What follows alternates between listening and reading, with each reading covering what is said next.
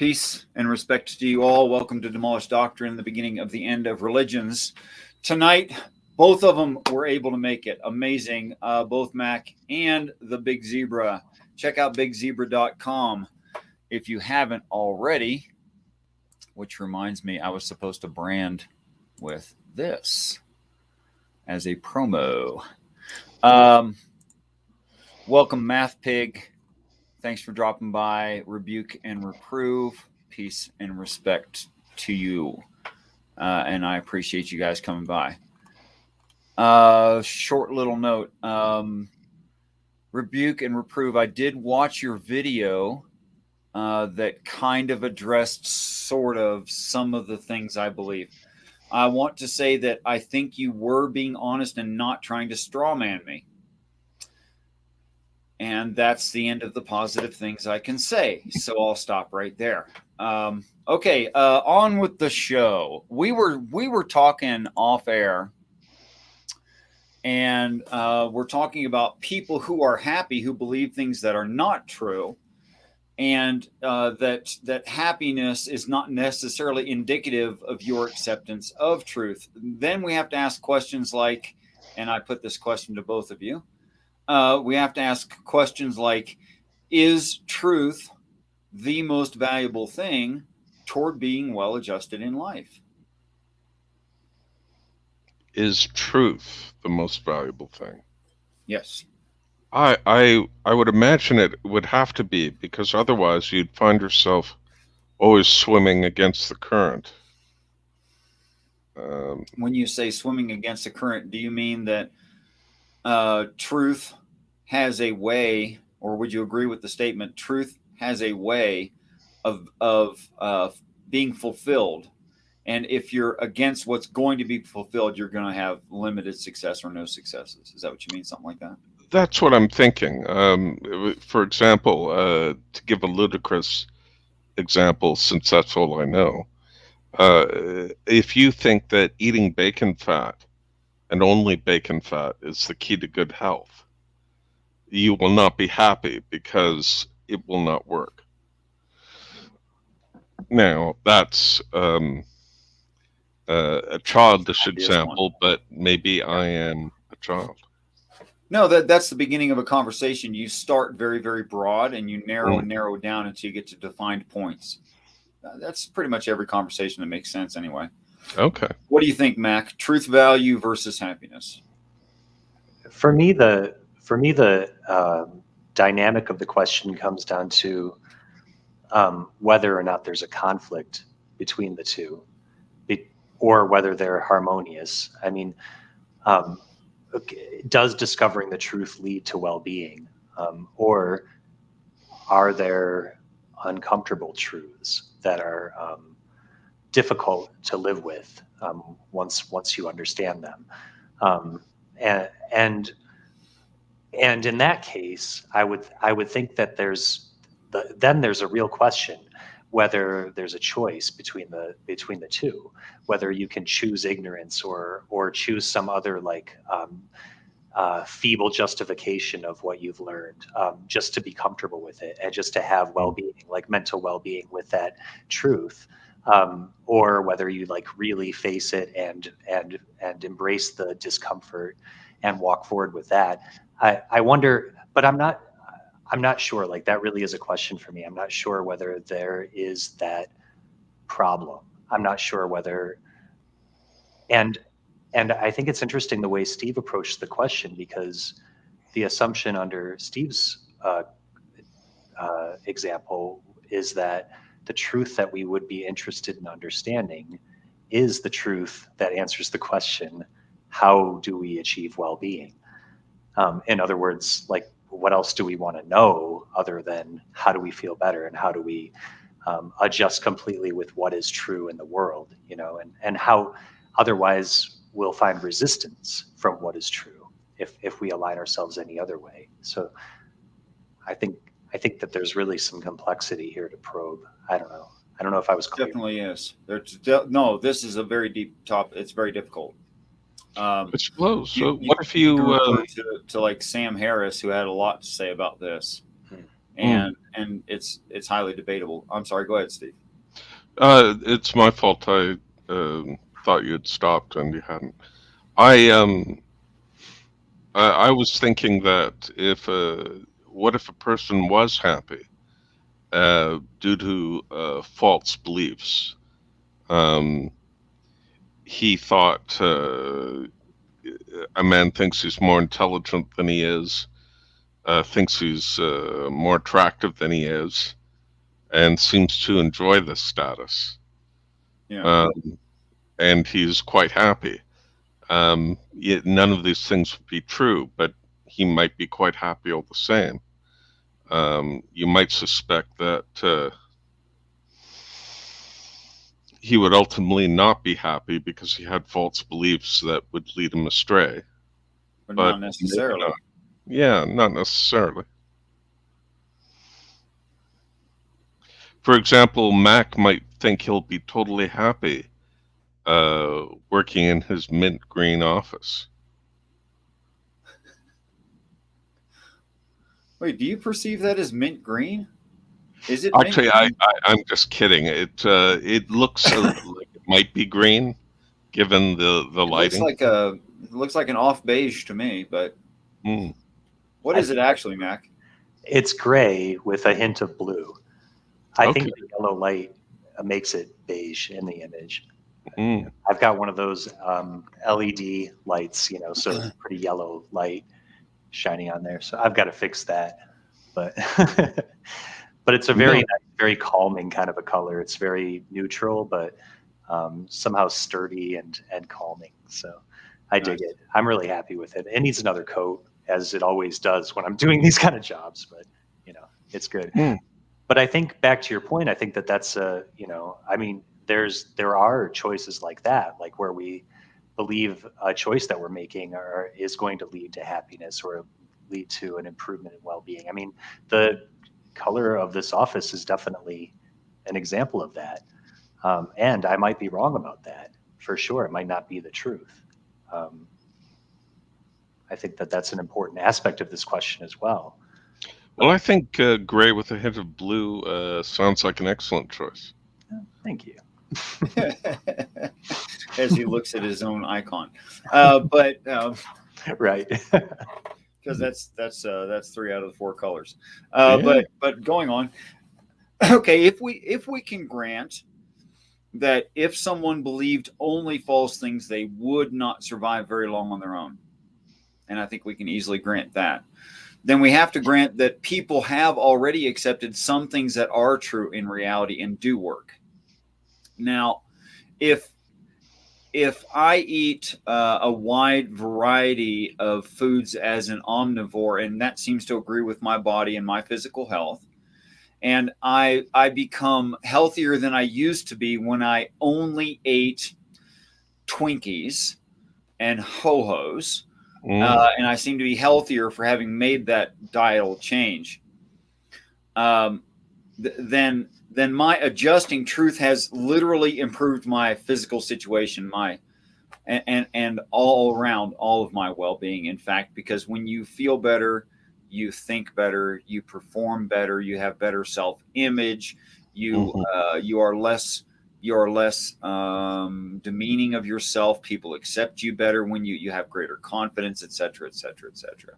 So, at what point can we say that there is a useful lie, and at what point do we say that the painful truth should be accepted over a comfortable lie?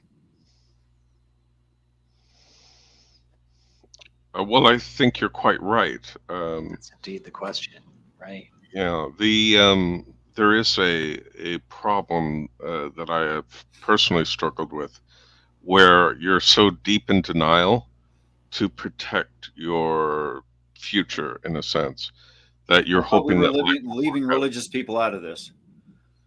Oh yeah, I wasn't. I'm just kidding. Yeah. No, I know a lot of religious people who do just that. Yeah. For example, I was in a struggle. My health was very poor, but I wanted to work anyway, and I was bending over backwards trying to figure something out that would work for me, and of course, it's not going to happen. But I was in denial about it, and in some sense, the denial was healthy, because you shouldn't want to give up. You should be reluctant to give up on something very important, even if it's not possible. So denial, a little bit of denial, can be a good thing, because it means you tried. And oh, hi there, Erica. Sorry, I'm sort of tuckered out there. If it's all right, I'm going to take a quick bathroom break, and I will we'll be back. here when you get back, if you come back. I hope everything comes out okay. Yeah. Oh, it's all going to work out. Okay, good. Put it back when you're done using it. Do you remember what George Carlin did on using the bathroom? No. People say, I'm going to take a whatever. Yeah. Well, don't take one of mine. I've only got 2 left, and there's a weekend coming up. But take. I don't know why it's take. It's actually leave. But anyway, really okay. So, what was it Steve actually said? Help me. Well, yeah. So he was saying that that there may be instances where a little bit of fiction is demonstrably comforting and can't really even be associated with any harm. And I'm sure there's situations like that. He was trying to dance around the religious aspect, but it actually is a good example of that. I think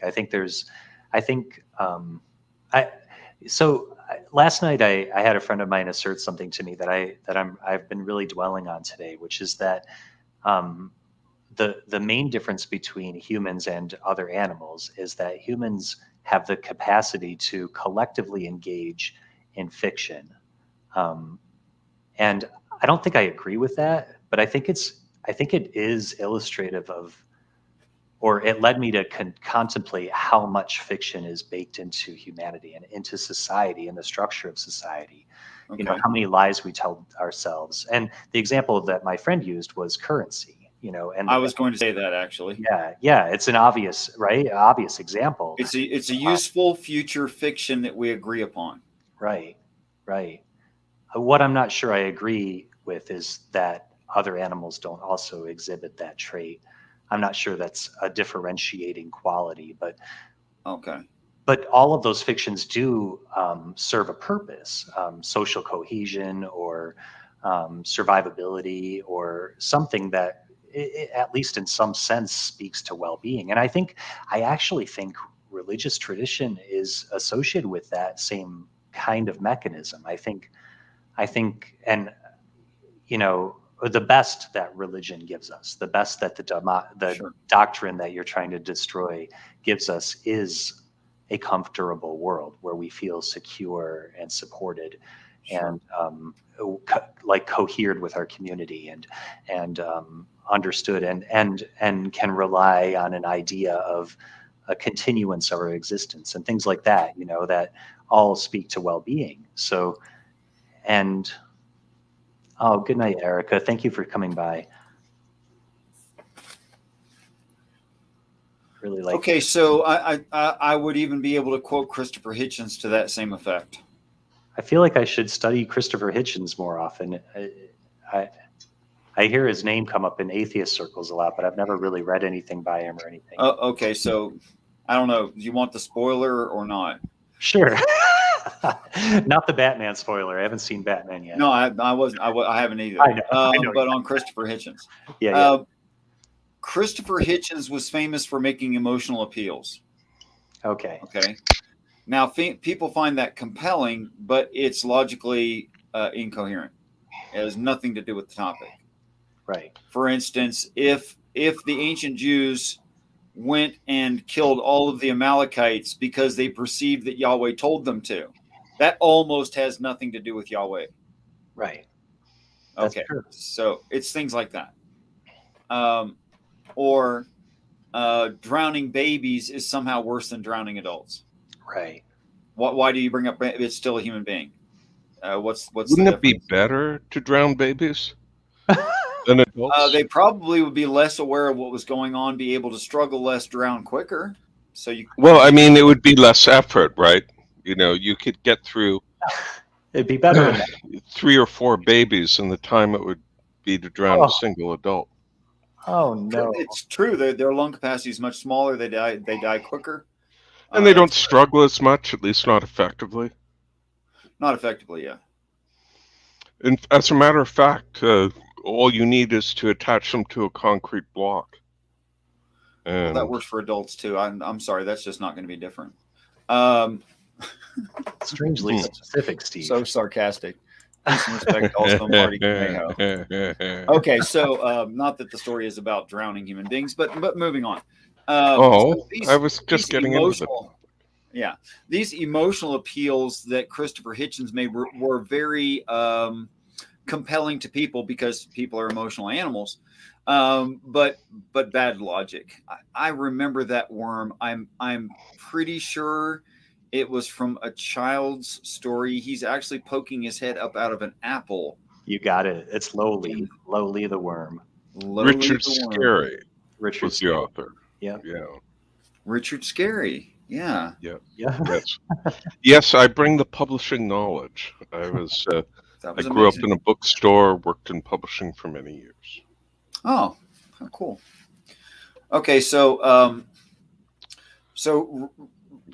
Christopher Hitchens is mentioned often because he was emotionally compelling to people. But appeals to emotion have nothing to do with logic.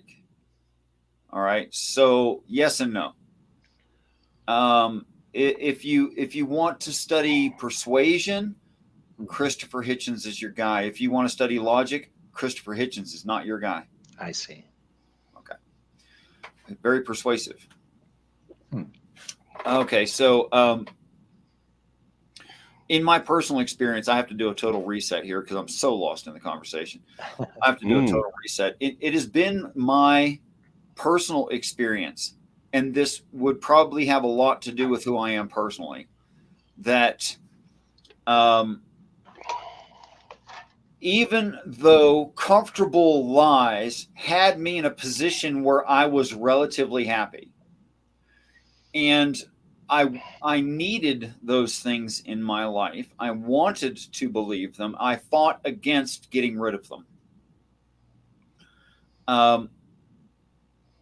And I thought that when I was introduced new information that defeated those old ideas, that because they were uncomfortable for me and I did not like them and I rebelled against them, that, and me assuming that I was already correct and relatively happy compared to a lot of people, that certainly this was going to make my life worse.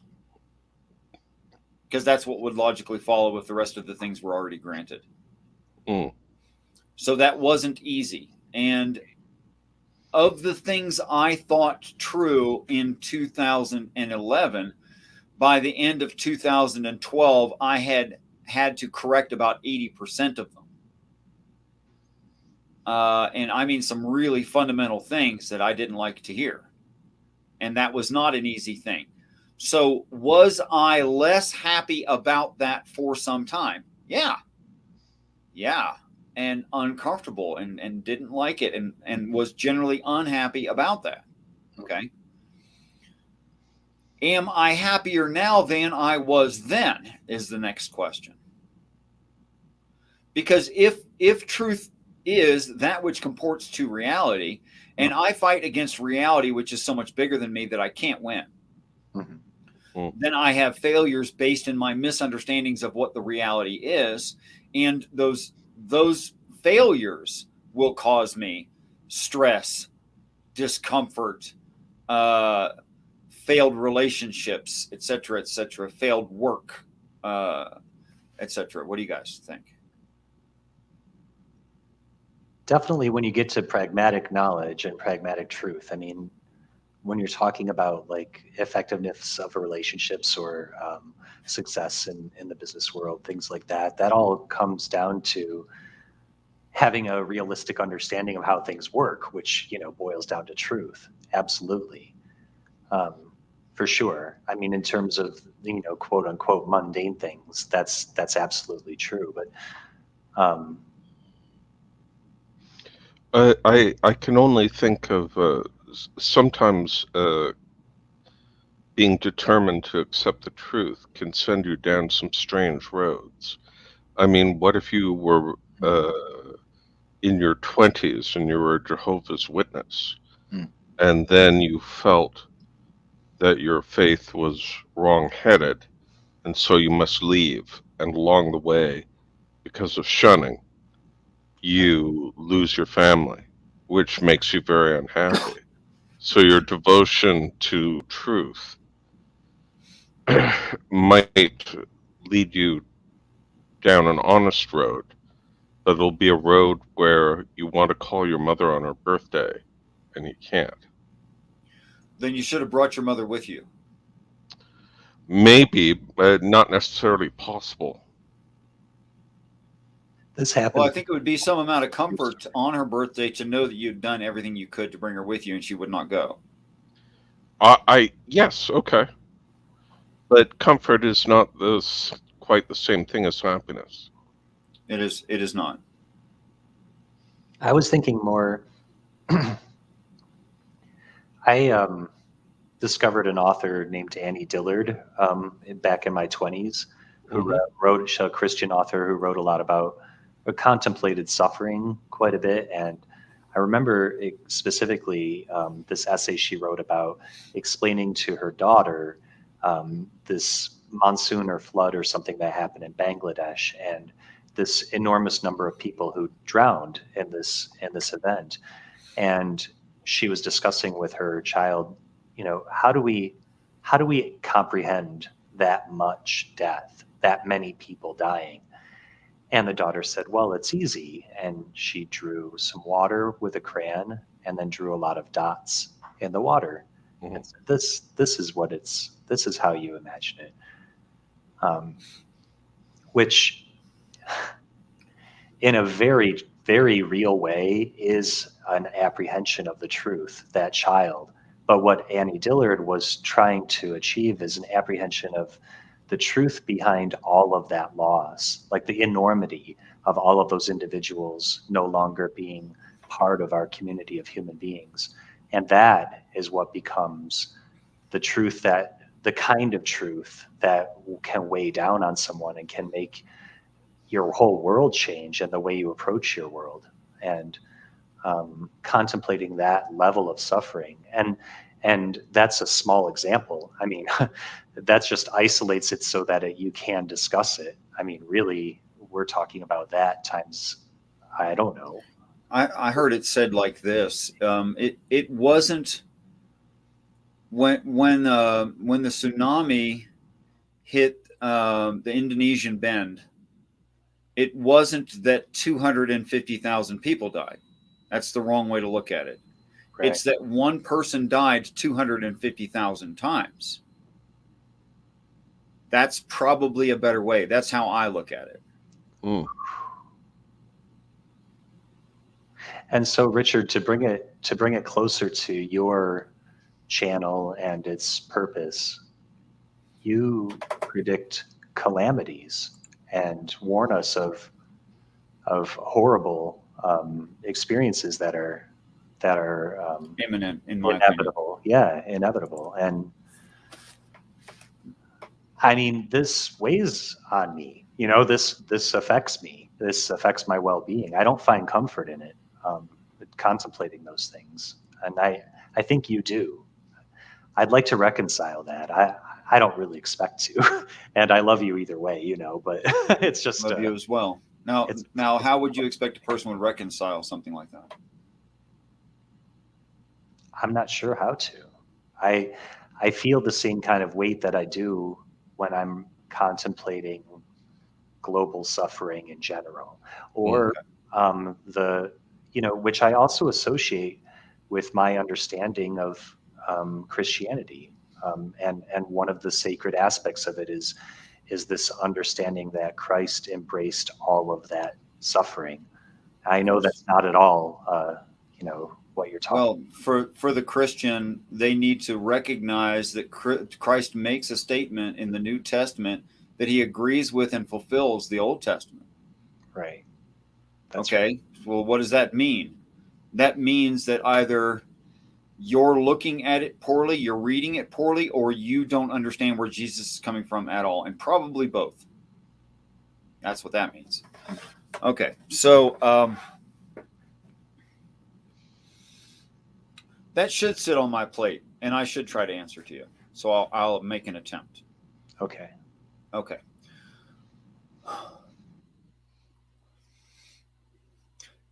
It seems the obvious will of the ancestors, call them angels, call them specifically the Father, that we suffer for a time. And that time ends when determined by the Father and only the Father. When exactly everything should begin to make our transition into heaven. So I can't say something like, angels feel bad for our suffering. And I don't feel bad for people suffering either. I wish them to gain everything they can from the suffering they endure. But I don't wish against suffering. I don't pray against suffering. I don't disagree with God. Now, the signs are for an evil nation.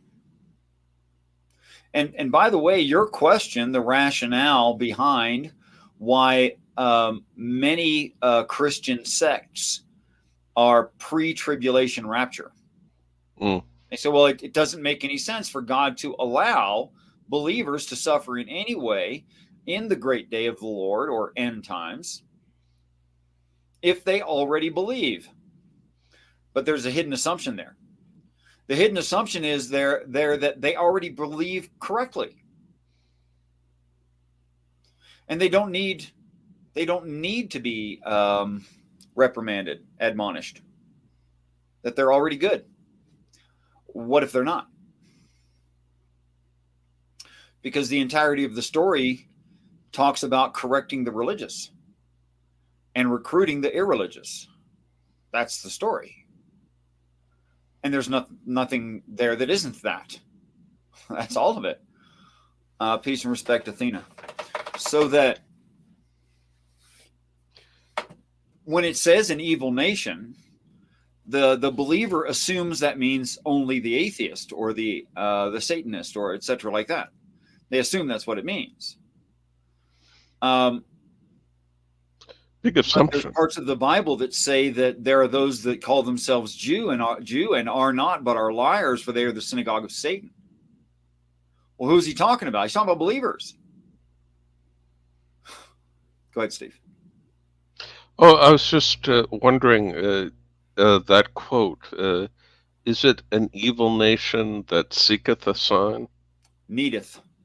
Need a sign. You Okay. could say seeks a sign. That's okay, but it's kind of a tangent idea. Yeah, it's not quite the same. Okay. So presumably, it's not that they want a sign; it's that they require it. Otherwise, they wouldn't be worshiping God correctly, so to speak. Don't understand. You have to paraphrase that for me, please. Well, if they found the necessary sign, they would be in alignment with God. Yes, but that's what the if sign's there is for, no to cause sign, alignment. Yeah. but if there is no sign, they might, for example, think, well, this doesn't apply to me. God's fine with the way we are. Something. So I'll give it a That's specific example in a biblical story. There's a scene where one claims to be the prophet and one claims to be the prophet. And they have their priests, and several of them. And they're both referring to heaven above. And they say, well, that's my God. And the other one says, no, that's my God. And those two gods are different. And one of us have to be wrong. So I said, well, what will we do to test which one of us is right about which God that is? And that's Thunderdome. Look at it. What's that? Thunderdome. Thunderdome is the no. No, they One don't piece have believes. Thunderdome. Oh, they don't. No, they build an altar of wood and they pray. And Group A goes first, and Group A prays and prays and prays and prays that their God will catch the sacrifice on fire. And the God in the sky doesn't. And doesn't. And the other prophet says somewhat sarcastically, maybe he's on the toilet. Whoa. That's what busy meant there. Perhaps your God is busy. That's what busy means, is busy having a bowel movement. That's great. So he says, maybe, he sarcastically says, maybe he's taking a crap. He's pitching one off. He's pitching a loaf, and that's why he won't answer your prayer. Or maybe you just have the wrong God. Oh, wow. Did the sarcastic dude get prophet, struck down? What's that? Is he struck down? So I'm going to tell you the rest of the story. The sarcastic prophet has his priests soak the sacrifice and all the wood in water until it's just drenched. And then says a very short prayer, and fire comes down from the sky and burns up not only the sacrifice, but all of the wood and all of the water pretty much instantaneously. I.e., he had the right God. Right.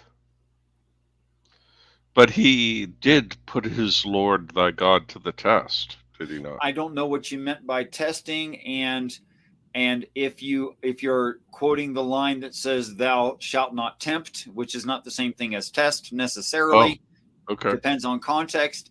And then elsewhere in the Bible it says, believe not everything that you receive in prayer, but test all things. So wouldn't that be testing God? Could be. So it has to be taken in context what that means there. Or it just makes no damn sense at all. Either way. It made me wonder if the water that was poured on the wood and the sacrifice was in fact a flammable liquid. Right. Yes, I've heard this one. Accelerate. Yeah. Did they have such a thing? They had oil lamps back then. Of course, there were flammable liquids, but it would have been called what the flammable liquid is, unless the author was trying to be misleading on purpose, in which case they're a liar who should be dismissed. Yes. I mean, I just believe in ultimatums. Sorry. I will not even forgive water. As I've heard it proposed, naphtha, fuel oil, refined plant juices. I've heard it as a lot of things. But that's not what the text says. The text says, go collect water. Like the kind you find laying around all over the place. What's that? Which translates as the people. But not in the nope. And I did not say waters. It does not say waters. Okay. I was just being a bit of a jerk. Well, there's a difference between water and waters. There is. It's worth defining. Also, you still have to explain the fire from heaven, even if it's naphtha or whatever. Yeah, that's a good point. I mean, you still have fire from heaven coming down to ignite it. You know, it's not like the guy from the match. I don't think that's even a stretch against reality.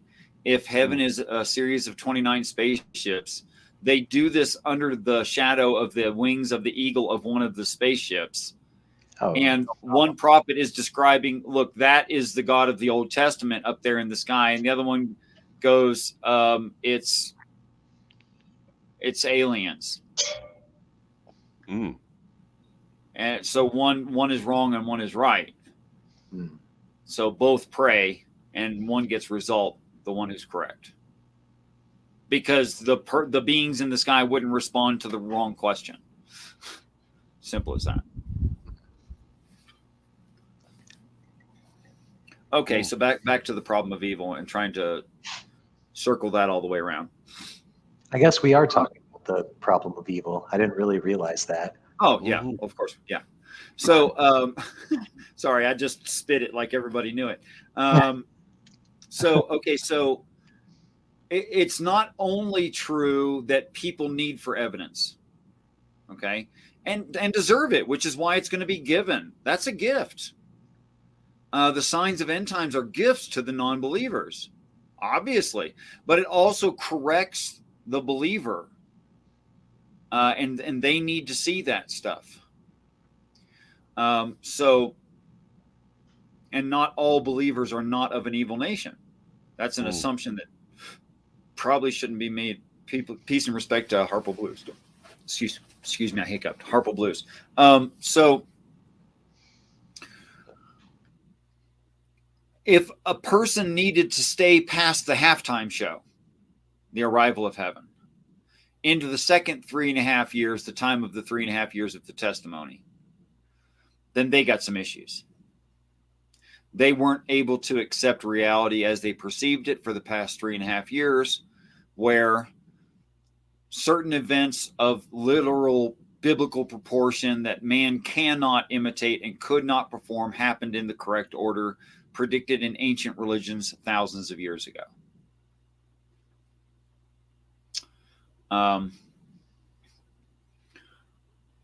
So my question is to you, Mac. Could people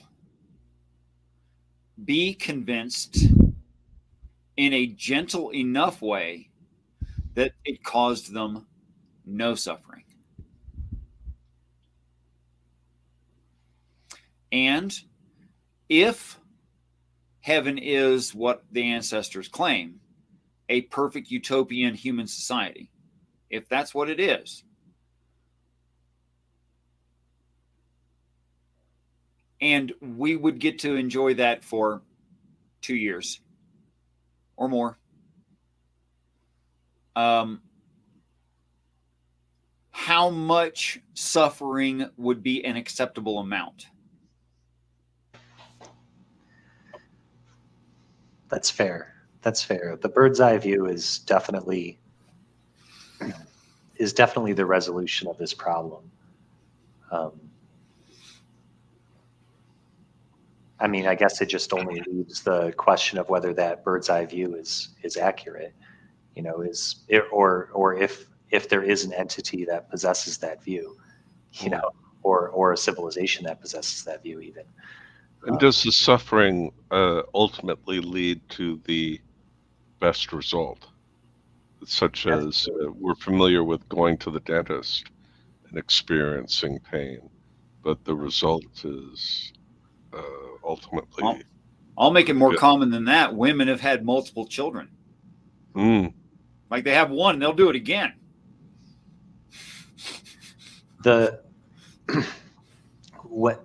Richard, you describe the reality that suffering can, if it's engaged with properly, lead to deeper empathy, and that empathy comes in handy when we immigrate to heaven. That's the value. That's the value that we bring to heaven, is that empathy that's based on these experiences. And I think that there's a conflict for me there too, because there's, you know, obviously ability to achieve empathy through suffering. I think that that's always true, but also sometimes suffering is just suffering and can just lead to annihilation or lead to death, you know, and it just seems very pointless and not. You'll forgive me. How would suffering lead to a permanent death? Well, I didn't mean to say annihilation. You know, from my point of view, annihilation. Like I have no more interaction with those people. Sure, okay. Who have gone through that. I know you've known people like that too. I know Steve recently lost somebody who suffered and then died, you know, and sure. That's hard to point to any positivity coming from that, at least in the immediate. So in order to have a state of mind where all of that is justified or all of that is comfortable in some kind of bigger view, you have to understand that, you know, eventually we'll get to this point where those experiences are valuable, even if we've perished, you know, even if, or even for the people who have perished before us, that their experience of death will become valuable, even. I mean, those would be for me a faith concepts. I don't have any solid reason to believe them. They are comforting, but they don't represent truth to me. Not in the same way that Well, they shouldn't right now. Right, I know. No, you're being skeptical and reasonable when you say that. That's great. Right. So I'm still left with the bag, is what I'm saying. I'm still left here holding this suffering. Right. All I can present is the reading frame that I've accepted has these ancient stories telling us that we cannot steal, we cannot kill, we cannot covet that which is not ours, because all things are ours. In a more communal idea where human beings don't die and those who have died are restored. These things are just impossible. You can't do them. Right. That sounds amazing. Well, it's perfect communism. Of course, you know, the assumption of Atlas Shrugged, based in what sociological theory is that called? I'm not going to get that, but that you could have a utopian society based in human beings. Objectivism. Objectivism. Okay. Yeah. I just came. The problem with that right now is you need a much larger group to steal from, so that you can have the best. In heaven, everyone's the best. Right. Which means you can have that. You can have people doing what they love, what they were born to do, what they're naturally compelled to want to do. Right. As a way to adding to their community. And you can have so much excess because of a lack of deficiency in any individual. There would be so much excess that you can afford art. If you're an artist, you can afford to do art, and the community can support that, and it shouldn't be a problem. Wouldn't that be amazing? Oh my gosh, I think about that all the time. If we could eventually have that. I get to learn everything. I think we become masters at everything. I think angels already are masters at everything. Wow. Like they can carve like Michelangelo can carve. They can write like Bach. They can, right. You know, like that, but in their own style, of course. But at that master, super masters level, right. You know, something like that. And I'm sure that heaven is gorgeous for those reasons. They build it. Like, wow. Try to picture seeing that in your head. Okay, so I know it's the ends justifies the means. I know. But we're talking about human beings who are not readily able to accept change. We hate change. So we're talking about our nature again. It's the nature of a human being to assume they're already correct and they don't need corrected. To detest change to the point that they will deny reality when faced with it for some time when change happens. I know I did.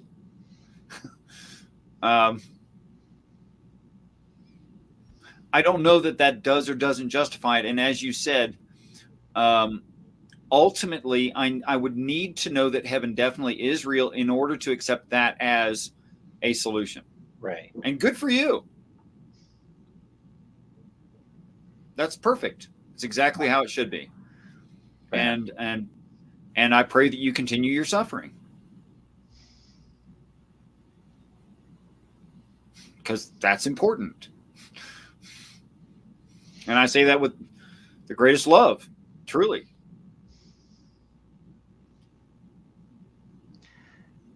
All right. Well, I can promise you I will continue suffering. I see no end to my suffering.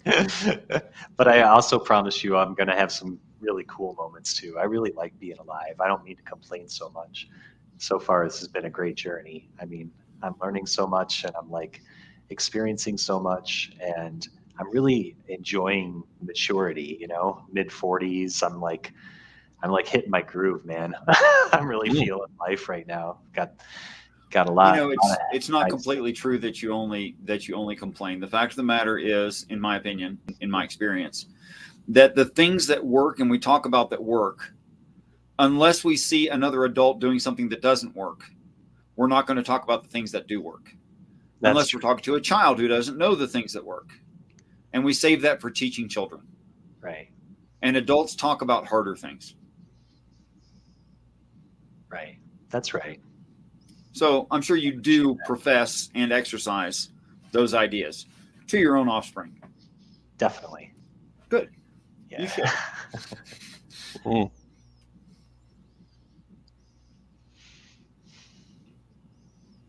Huh. Lordy.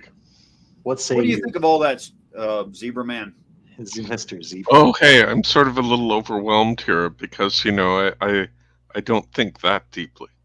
But I think you're quite right about suffering. Although one of our lovely chat room folks mentioned that, well, here it is. It was Harpo Blues. No suffering at the hands of another is an acceptable amount, and I quite agree. We have enough suffering in this world with disease, random accidents, and a million other things. We have plenty of suffering, all the suffering we need prior to, without having being victimized by our fellow human beings. And in all cases, when we are made victims, it's also in part a betrayal of the natural empathy we should have for one another. It's also part of the trail. Is that what you'd said? Betrayal. That it's to harm another human being for sport, for fun, or through immaturity, like the man who beats his kids or his wife. That is essentially a betrayal of your own humanity and your fellow human beings. Yes, and someday the one who does the beating will know that. I should hope so. Yeah, I hope you're right about that. I think but for the most part, they say things like, well, they know it upsets me when she does that. Justification of unreasonable acts of passion, are not truly justifying the act. I agree. But what the religious stories say, whether you're a literalist or you think this is talking about psychology and philosophy, whatever it is that you think, I try to defend Krishna that he's a philosophical Hindu. It's not a literalist Hindu. He thinks it's about talking about psychology of human beings. Okay. And how to be happy in your present situation, how to be well adjusted is what he believes the topic is. Of course, all the references to heaven, he does not take to be an actual thing or place, but a metaphor for happiness. Right. And I'm not straw manning. Okay. And I'm not saying that he's unjustified. I'm not saying he's stupid and that he's necessarily wrong. I think that's included in the ideas. I just don't think it's a culmination of all of the idea. I think it falls short of everything that it's trying to say. And he knows that I think that. So I'm not like talking crap behind his back or anything. I've said this to him. So oh my gosh, lost track of it completely. Came up with a really good example, was going to use it to make my point, lost the point. Let's see, maybe we can backtrack. We were talking about suffering being a betrayal. that is caused by a person is a betrayal of his own humanity That was and great. That of his worked. fellow human beings. That And worked. that led into Krishna. Yeah, that worked. I remember being 3 and 4 and 5 and 6 and 7 years of age. Mm-hmm. And I remember how I interacted with other people in my household, children and adults. I remember that. And I remember wanting to be able to make my bed, but was too small because I had empathy for my mother and the amount of work she must be doing. Things I saw, things that I realized I didn't see. Like I didn't see her doing laundry, but there was always clean clothes and they were the same clothes that I got dirty before. So I know she was cleaning the clothes somehow. And I know it didn't happen by magic, that it took time and it was work and she actually did it. And she did it all the time. Like all the time. Like, holy cow, you take care of 6 kids at once. Moms are amazing. Wow. That's love, bro. Like, I don't know how they do it. So I know what I was. And I think a child is a more pure representation of the person. Before they ever broke their leg and got scared to break another one.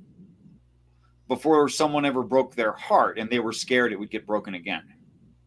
Before we become fearful, we are ourselves in our natural state. Now, some children are just hideous. Okay? They're just totally selfish.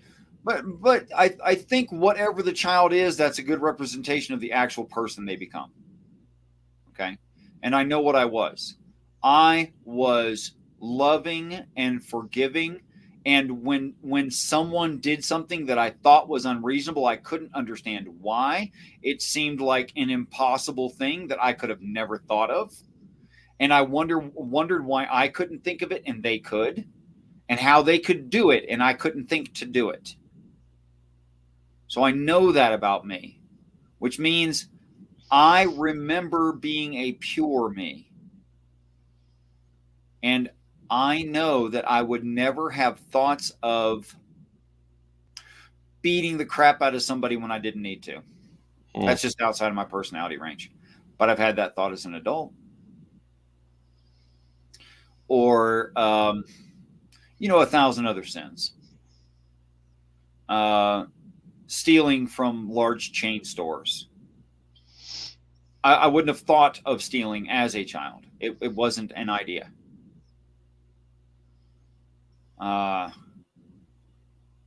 And yet, as an adult, I could do it. And to me, that's testimony that there is something, like all the rest of the prayer that's positive, there is something outside of me feeding me information. Some of the information is good. Some of the information is bad. What I'm saying with all that is I think that call him Satan, call him Jinn, call him what you want. I don't care. Call them the destroyer. They have an actual influence. And I think that's what we're seeing. When one of us unnecessarily hurts another as a matter of choice, I have a hard time justifying that in like a Darwinistic set of social evolution. It doesn't belong. It shouldn't be there. And yet it is very obviously there. So no suffering at the hands of another is an acceptable amount. Yeah, I'm glad you object.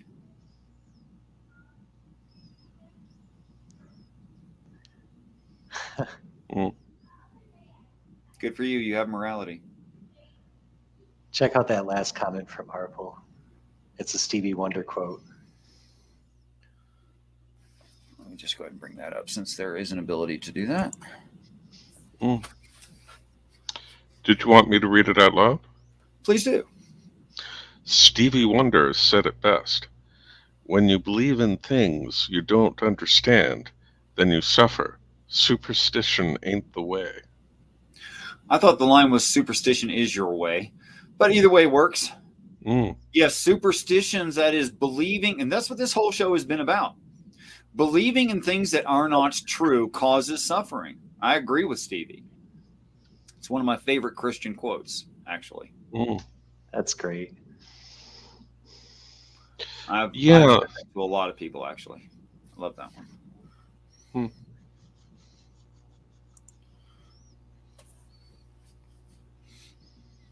Such a great bass line in that song.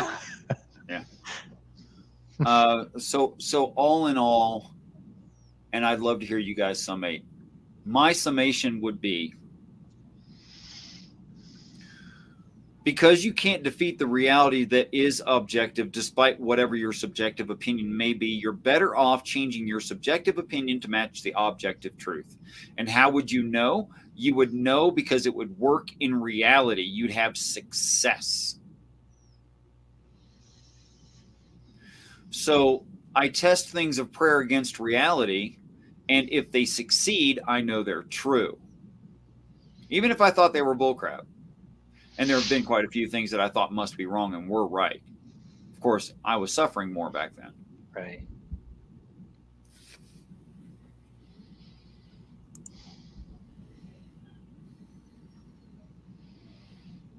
Peace and respect, Halcyonic Kaiju, which I'm probably saying wrong. I think you nailed it. Yes. Well, I don't know if I can wrap up my thoughts on this. I mean, honestly, I see value in suffering. I'm not like mystified at the growth that is presented as an opportunity through most adversarial situations. I understand that. I think that it's so common that it might be asserted that it's natural for human beings to adopt falsities and fictions into their worldviews in order to sort of buffer that suffering while they go through life. And I'm not convinced that that's unhealthy, that that's problematic. I mean, at least not for the moment. I have compassion for that. And although I still find myself pursuing uncomfortable truths, so I don't know what to make of that either. Like, I obviously value in real life truth, whether it's comfortable or not. So I'll make you a promise that I can't prove right now. You'll be better off in the long run for accepting what is true.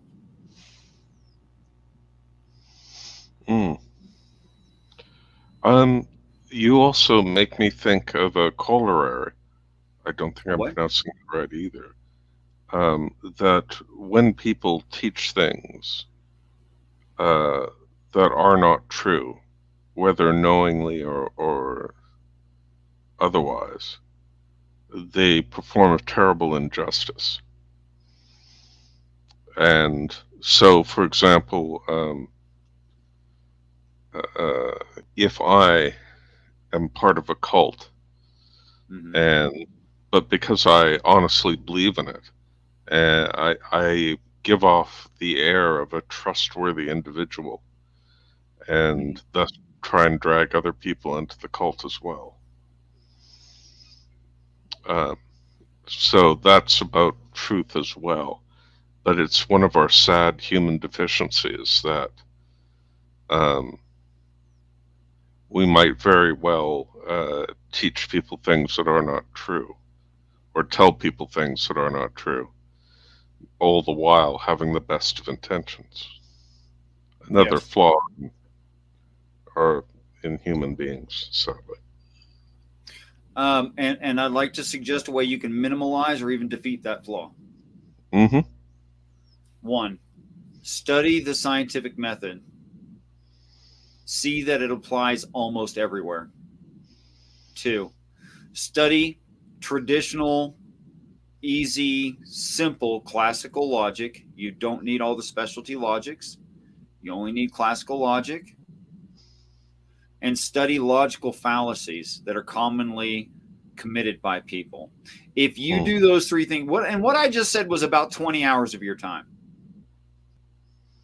It's only about 20 hours. You can do that. Okay. And then see where it applies to you and autocorrect, and see where it applies to people in your life and help them think better. You know, that's a really good point, because I've read a bit about logical fallacies, but I haven't studied them. I would do a pretty piss poor job if I tried to name them all. Right. Most people don't. I agree. But wow, that's handy. I think they should be part of our common vocabulary, our common discourse. I think we should be calling each other out all the time on those. They're a real problem in our world. Yeah. When Christopher Hitchens can become famous appealing to emotion during a debate, that shouldn't fly ever. Right. Yeah, that's a problem. All right, gentlemen. Well, oh my goodness, what a great pleasure finally connecting with you two again. It's been real. It has been real. It has been. Thank you so much. Thank you for having us there, Richard.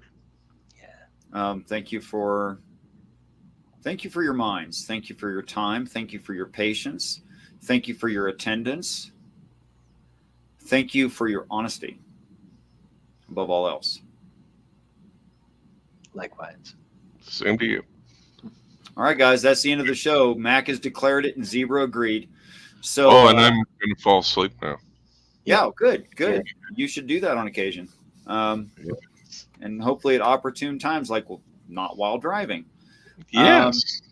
For everyone who showed up, Harple, Halcyonic, SFB Mod, and let's see who else.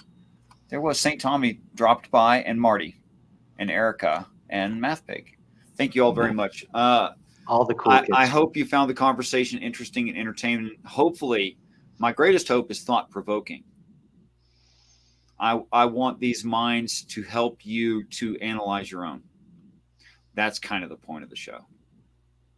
Thanks a lot, gentlemen. Till next time. Good night.